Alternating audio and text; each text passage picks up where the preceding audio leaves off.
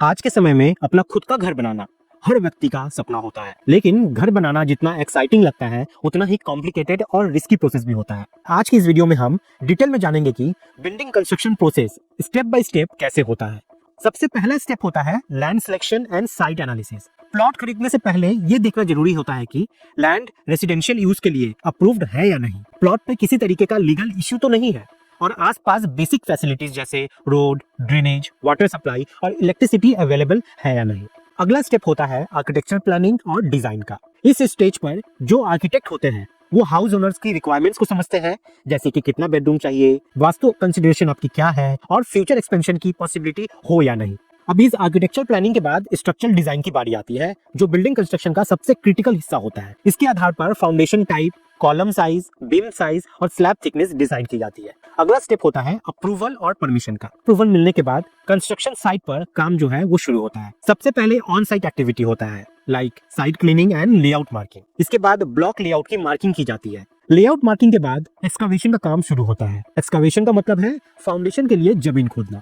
अब एक्सकावेशन के बाद फाउंडेशन कंस्ट्रक्शन का काम शुरू होता है। फाउंडेशन किसी भी बिल्डिंग की बेस होती है और पूरी बिल्डिंग का लोड फाउंडेशन के जरिए ही जमीन में ट्रांसफर होता है। इन सब के दौरान फाउंडेशन कंक्रीट की क्वालिटी, मिक्स प्रोपोर्शन और क्यूरिंग पर स्पेशल ध्यान देना बहुत जरूरी है।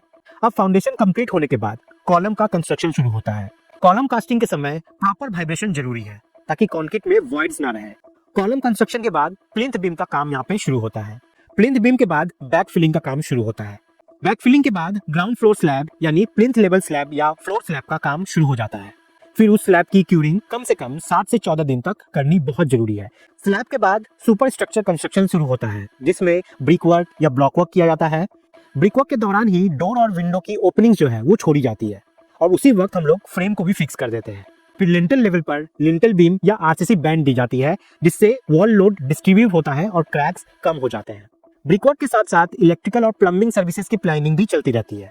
अब यहाँ पे ब्रिकवर्क जब कंप्लीट होता है तो उसके बाद उसके ऊपर के बीम और स्लैब कंस्ट्रक्शन किए जाते हैं, अगर आपका लोड बियरिंग स्ट्रक्चर है तो। वरना आप पहले कॉलम, बीम, स्लैब सारा कास्ट कर सकते हैं और बाद में ब्रिकवर्क का काम कर सकते हैं। इसके बाद स्लैब की कास्टिंग होती है, जो कि एक बहुत ज्यादा क्रिटिकल एक्टिविटी है। अब स्ट्रक्चर का काम कंप्लीट होने के बाद नेक्स्ट स्टेज होता है प्लास्टरिंग का। अब प्लास्टरिंग के बाद फ्लोरिंग का काम शुरू होता है। अब फ्लोरिंग के बाद डोर्स और विंडोज की इंस्टॉलेशन की जाती है। इसके बाद पेंटिंग का काम आता है। फाइनल स्टेज में electrical fixtures, sanitary fixing, kitchen platform, railing और अदर फिनिशिंग आइटम्स इंस्टॉल किए जाते हैं। बिल्डिंग कंस्ट्रक्शन प्रोसेस का आखिरी स्टेप होता है हैंडओवर और मेंटेनेंस प्लानिंग। हाउस ओनर को कंस्ट्रक्शन ड्राइंग, मटेरियल डिटेल और मेंटेनेंस टिप्स देना बहुत जरूरी होता है ताकि फ्यूचर में बिल्डिंग की प्रॉपर वो केयर कर सके।